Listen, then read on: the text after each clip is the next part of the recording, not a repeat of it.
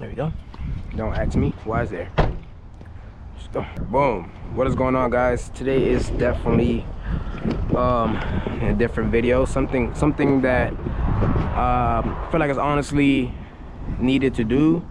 You know, if you want to do your own DIY at home, to do your own oil change or any other services, you guys can do it. So today is oil change, doing a quick little maintenance on the G35 here.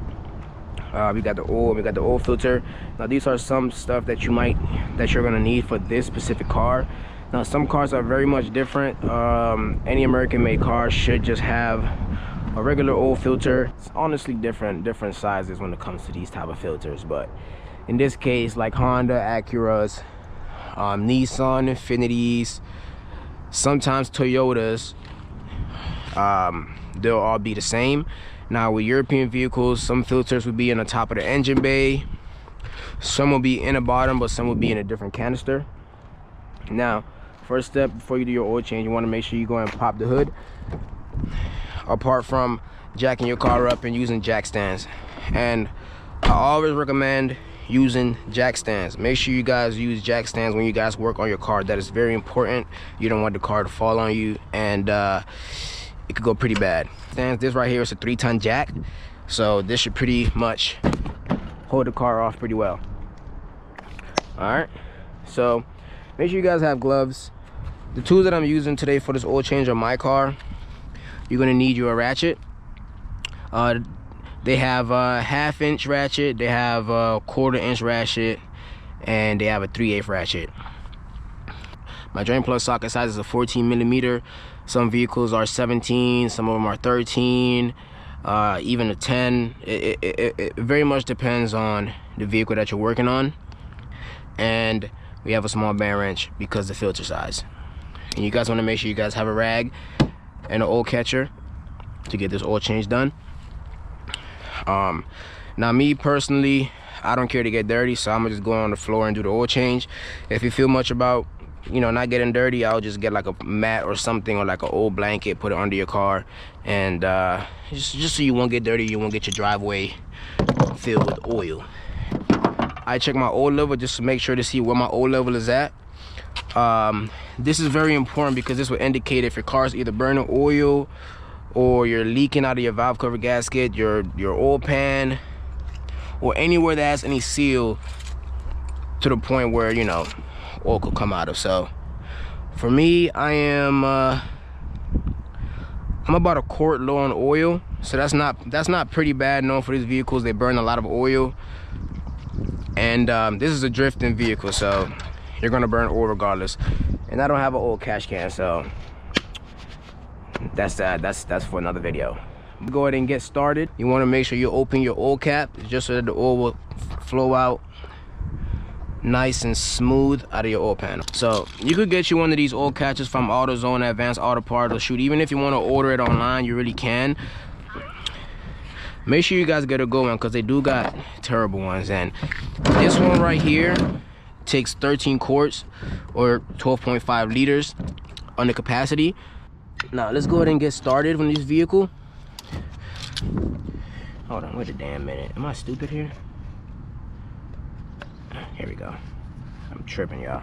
Got the oil filter right here, and you got the drain pan right here. Okay, and like I was saying, since I know what size drain pan size I got, mine is a 14 mil. So just gonna go ahead and pop that right here. And you usually want to change the gasket that comes out of these, because these washers do tend to get messed up sometimes. So you guys want to change those at a certain mileage. This band wrench works on loosening it and on tightening it. So the way it works is you put it on the filter and you pull towards you so you could compress it onto the filter. So if you just do this, it's not gonna really, you know, spin. So put it on the filter, push back towards you, and you spin. And that's how you use the band wrench. Let's go ahead and loosen this bad boy up here now. Have her draining here. And also, if you're really worried about where should you go to drain out the old oil from the pan, you could just take it to Advanced Auto Part or AutoZone for free. You don't have to pay nothing at all, so keep that in mind. Don't go anywhere else where they'll probably charge you. Advanced Auto Part does it for free. So once the car is done draining, you got the filter out of the vehicle, go ahead and get the oil that you bought. It could be your preference. Make sure you guys go online, or if you go to the store, they'll tell you what grade or how many quarts the vehicle take. It's easy just going online and doing it. My car takes 5 quarts right here, 4.7 liters. So that's all I need to put inside of the car. Make sure you guys go ahead and get some oil, swing it around your gasket. Reason why they do this is so that the gasket won't rip once you put it on there. You want to make sure that it's lubricated, because if you put it on there tight, sometimes the gasket do tend to either rip and you might have bad oil pressure. Not only that, but your car could be leaking oil as well. So make sure you guys lubricate the gasket, okay? If you guys want to do it the right way. You want to make sure you wipe around your oil filter housing. Make sure there's no dirt, no debris that would touch there. The oil filter, go ahead and slap that bad boy on. So I gotta use my right hand real quick. All right, and this is a very important thing as well. Don't over tighten your oil filter. Make sure you tighten it with your hand as far as you can. Don't have that much strength. Just tighten it to the point where you can't tighten anymore, and get the same band wrench. Instead of loosening it, which is this way, turn it around, same thing, pull towards you, pull down half a turn, and that's all you need.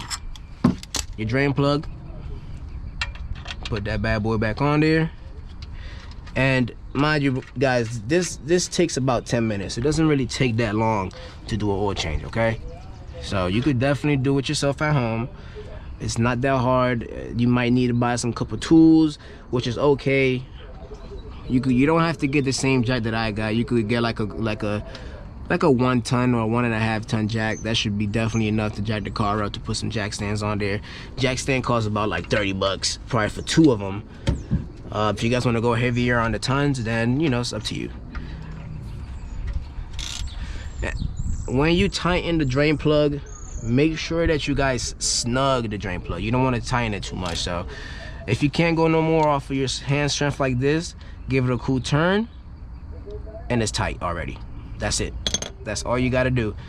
And I got the brake cleaner just to make sure that there's no oil in my drain pan. Wow, I'm almost out.